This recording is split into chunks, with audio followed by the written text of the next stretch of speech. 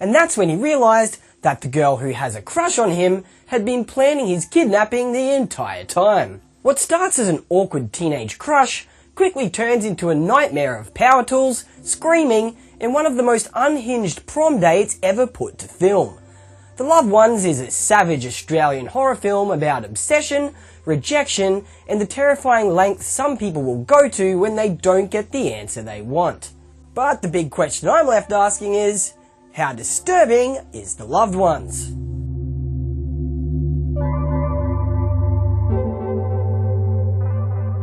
Hey, welcome back to another episode of How Disturbing. I'm the host, Billy Bogues, and today we're looking at 2009 indie Australian horror, The Loved Ones. Obviously, there's going to be some pretty intense scenes, so viewer discretion is advised, and obviously, heavy spoilers as well. And having said that, let's go and watch The Loved Ones. Okie dokie, meet Brent. He's driving home with his dad, and the pair banter playfully. I don't think that she's not sneaking the odd one here and there. Holy fuck, watch out! Look out!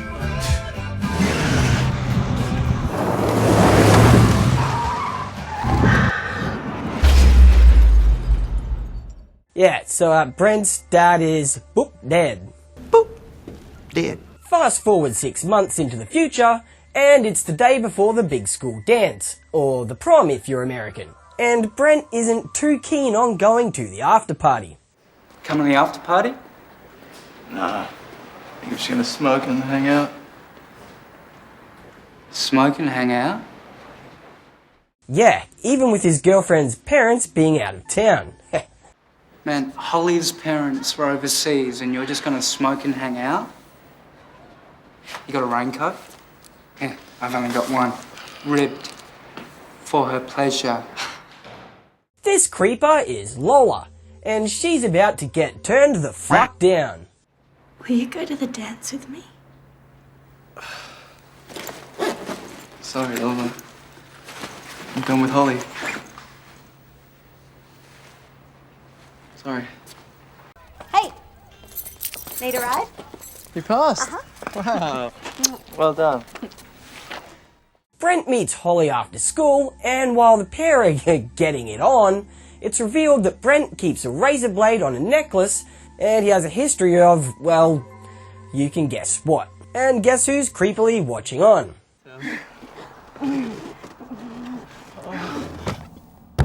It's Lola, guys, the girl that got turned down. Lola. Holly drops Brent home, and when he tells her about Lola asking him to the dance, well, his helpful girlfriend makes fun of him. Lola Stone. What? That's who asked me. Well, you should go with her. Maybe she won't mind having an emotional retard for a boyfriend. Brent needs to clear his head, so he gets stoned and chills out in the bush with his dog.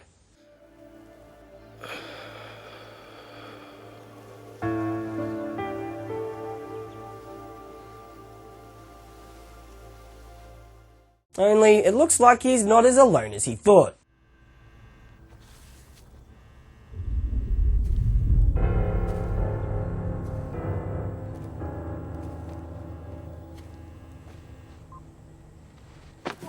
Yeah, Brent is in trouble. Meanwhile, at Lola's house, her dad is gifting her a new dress.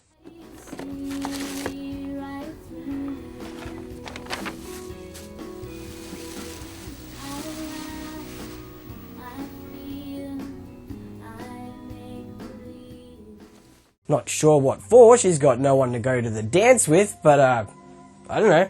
Hey look, it's Brent, and he's all dressed up.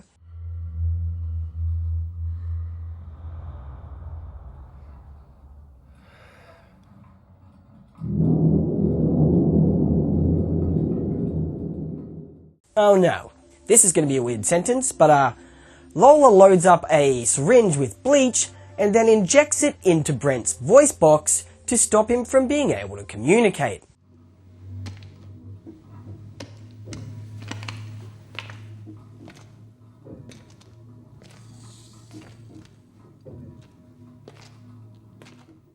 He can still scream though.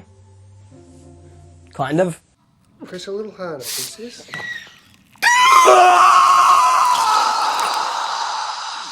We can hear you! Next we see Lola forcing him to pee into a cup, but when Brent can't go, Lola gives him to the count of 10 before Daddy nails Brent's willy to a chair. 7, 8. That's the second bizarre sentence I've said in this video so far. Anyways, Brent gets lucky. 9.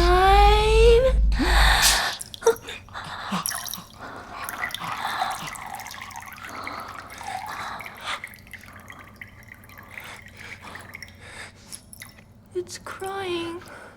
Whew, just in the nick of time. Using his trusty razor blade, Brent manages to cut his ropes and get out of the chair and make a break for it. Princess!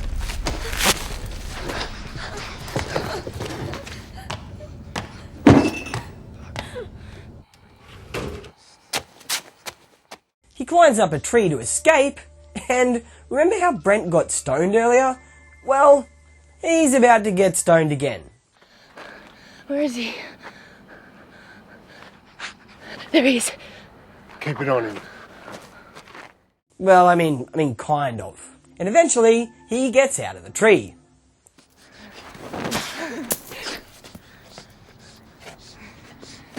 Again, kinda.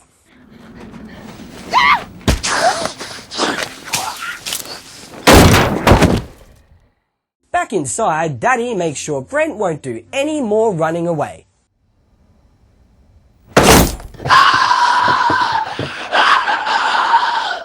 Lola demands that Brent cries, but he bravely refuses. Cry!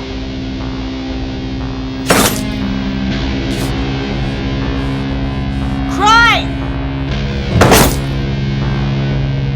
Cry! Sometime later, Lola shows Brent a scrapbook with all of her previous victims, and there's one victim that Brent recognizes.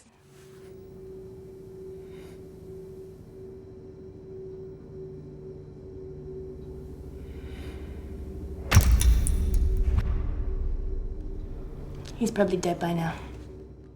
Yeah, that's the bloody man that caused him to crash the car at the start of the film. But never mind that, because it's time for arts and crafts.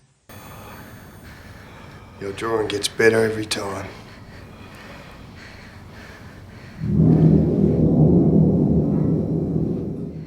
Jesus Christ, she did that with a fucking fork? Throw it.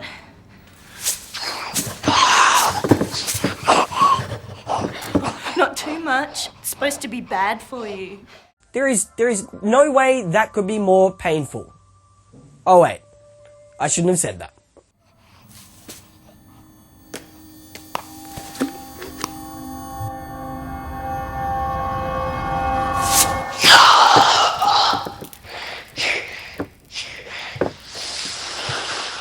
Meanwhile, back at his girlfriend Holly's place, she's filed a missing persons report, but there are no leads to go on and she has a breakdown. I contacted Search and Rescue. They'll be here in the morning. But if you think of anything or you need me, you ring me. We'll find him. Back at Lola's place, Brent is once again attempting to feverishly cut through his ropes.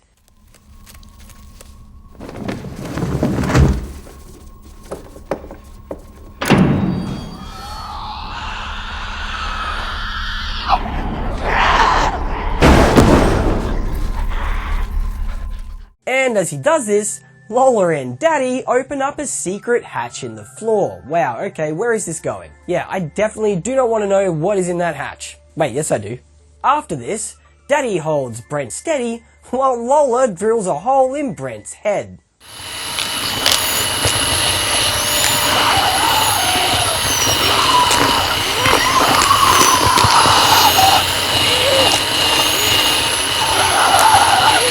Stop. Now let's inspect that damage.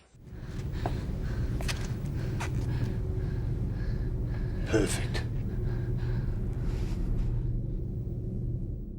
Daddy then brings Lola a jug of boiling hot water, and you can probably guess where that's going to be poured. Careful. It's hot.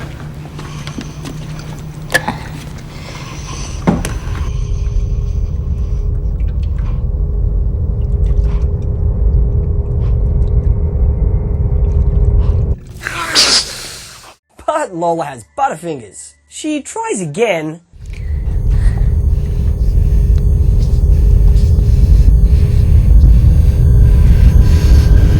The hole's too small. Can you please make it bigger? But that hole just isn't big enough. Daddy to the rescue.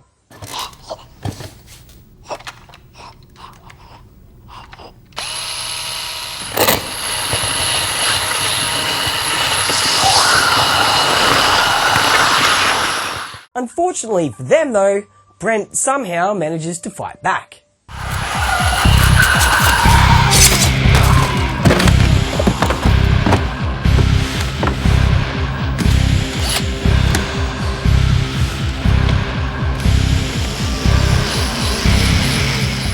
He pulls those knives right out of his feet and uses them to stab the fuck out of Daddy.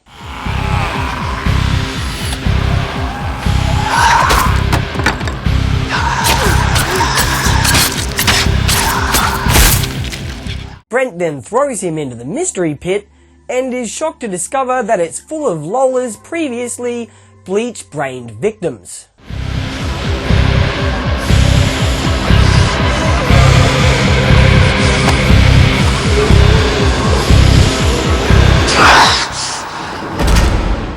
And well, they eat Daddy.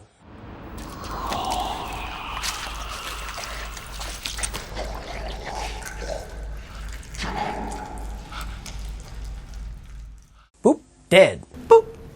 Dead. But unfortunately, Lola then pushes Brent into the pit as well.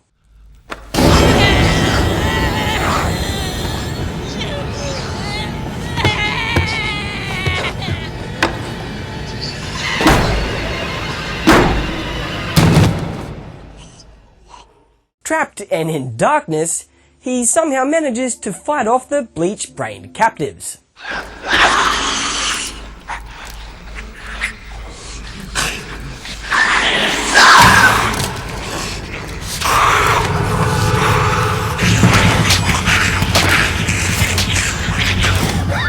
Behind the scenes, we meet Paul. He's an off-duty detective, and he's been trying to locate Brent, and well, it looks like he's finally figured it out.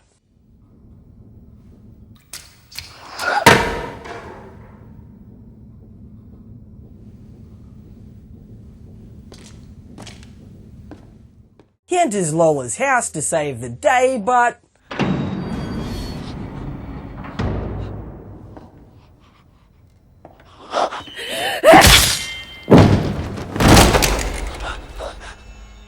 whoop, dead. Boop. Dead. Lola then drops this ominous bullshit. I'm going to your house now. I'm going to stab your mummy in the neck, just like you did to my daddy. It's now the morning, and Holly has decided to rescue Brent herself. But she stops when something hits her car's windscreen.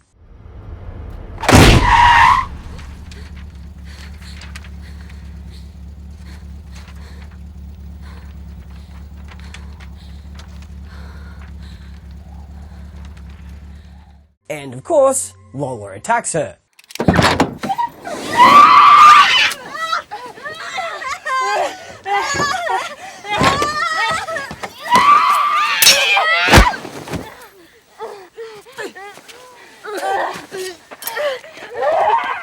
Meanwhile, Brent has made a pile of dead bodies high enough for him to climb out of the pit.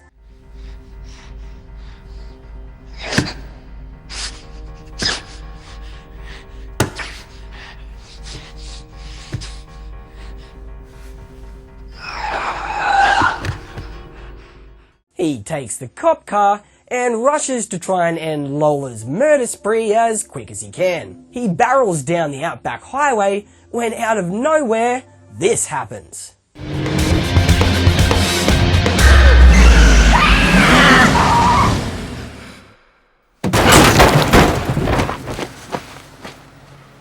And Holly is understandably in shock when she discovers that the driver of the car is in fact Brent, and well, he's all fucked up.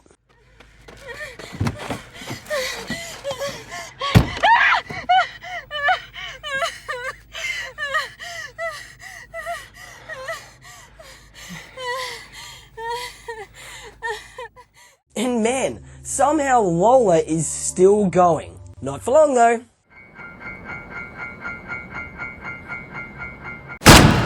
Boop, dead. Boop, dead. And that's the end of the movie. Merry Christmas.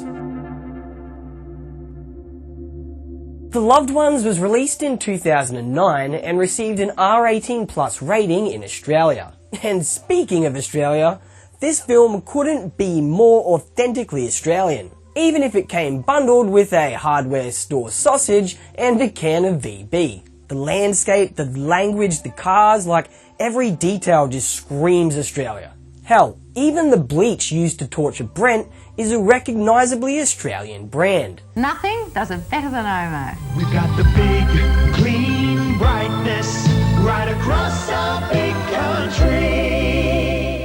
Now that's commitment to local representation. Everything about The Loved Ones feels filthy and grimy. It's the kind of film that leaves you wanting to scrub under your fingernails afterwards, despite having watched the whole thing from the safety of your couch. And the cinematography just amplifies this to the nth degree, trapping you in a tight, claustrophobic space that makes every uncomfortable moment feel even more suffocating. The Loved Ones is simply just relentlessly uncomfortable. It rarely gives you a chance to breathe before finding a new way to make your skin crawl, or your feet crawl, or your head crawl. The soundtrack is filled with some fantastic Aussie deep cuts as well. Mammoth Mammoth, I see you. But for now, let's fucking roll!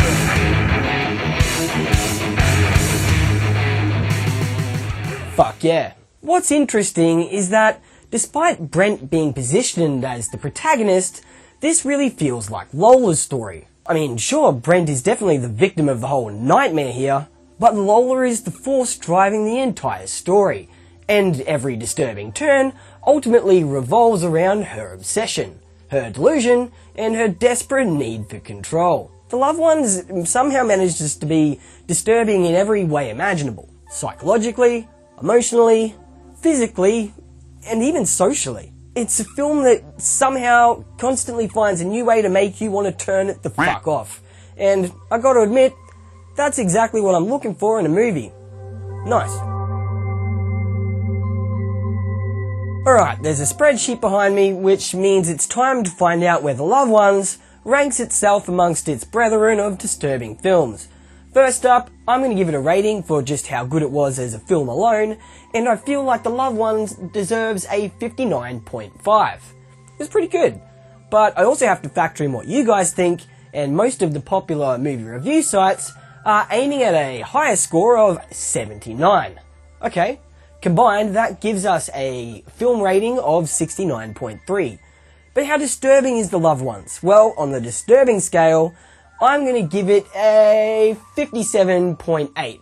And when we average our disturbing rating together with our film rating, we're left with an ultimate rating of 63.6. Right, let's bring in the grand spreadsheet here. There it is. And it looks like The Loved One has landed itself at position number 9. That is super high. Wow. It looks like we think The Loved Ones has a slightly better average than Snowtown, but a slightly worse average than Men. Thanks for watching another episode of How Disturbing. I'm the host, Billy Bogues. Like and subscribe. I won't bang on about it. You're not a jerk, so you're probably just going to hit that subscribe button right now. And lastly, if you have something you want sold or promoted on this channel, just get in touch through the comments. And yeah, I'll do that for you for free. Anyways, it's time for me to glitch out of here. Peace!